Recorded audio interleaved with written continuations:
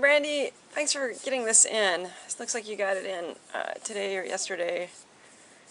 I'm not really sure. It doesn't matter. Anyways, I know that's really frustrating with PDFs. Sometimes they just don't work, you know, like, I know.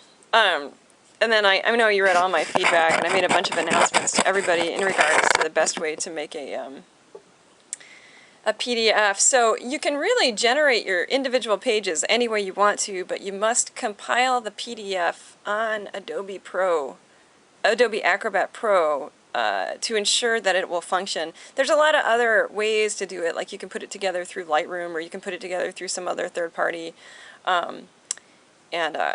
Sometimes they work and sometimes they don't. And now, you know, if you did that and you did everything perfectly, so don't be mad that I'm even saying it. I just have to say that's the best way to make a PDF. Because, you know, just in case you did anything else, just so you know, when you're dealing with clients, of course, you know, they won't have patience and won't work with you if they can't open the file. They just won't pay you. So you got to make sure that we do our best to make our deliverables deliverable. Or receivable in this case. Anyway, so I just want to give you some quick feedback. I was able to open up all the JPEGs without any problem. Oh, of course now, you know, I lassoed some in a way that I can't actually. Great. So, okay, great, I can do it. Okay, so here's your two finals.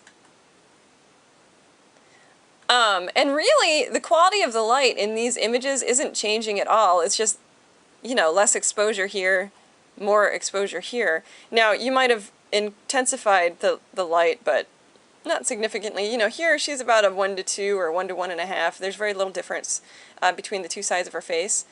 And then here, this is probably 1 to 1. And then this is 1 to 1.5. But you could see that the feel of the shoot isn't different based on the light. So that's my feedback. These don't feel any different based on the light. A lot of things you could have done to change that. So based on your awesome setup shot, this is very good, thank you. What I would say is, like, you know, I see here you've got, you're shooting through an umbrella here, and then I think this is maybe an undiffused light with a bounce over here, and I'm assuming like she's right about here in this scenario, you know. It's kind of dark, but it's probably just because I've got it so small. If I enlarged it, I'd be able to see everything. You know, what you could have done,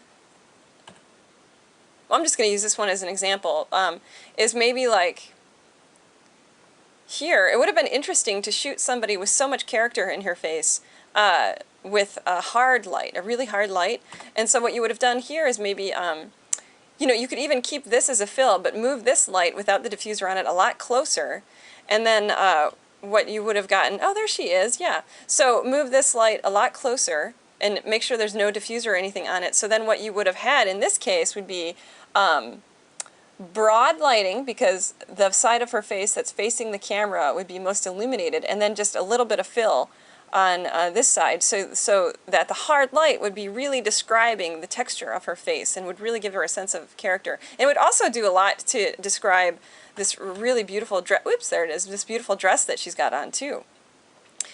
So that would be my advice, is to really mess around with the hardness and the softness. And of course, we learned this week from our question, and hopefully you're able to listen to my answer video by now, that if you want a really hard light, that light needs to be very small relative to your subject. Now, you can make the light small relative to the size of your subject by moving it really far away, or by taking off any diffuser or whatever, you know. So in this case, you would effectively make the light very small compared to your subject by really just moving it far away, like turning it up to full wattage and moving it far away.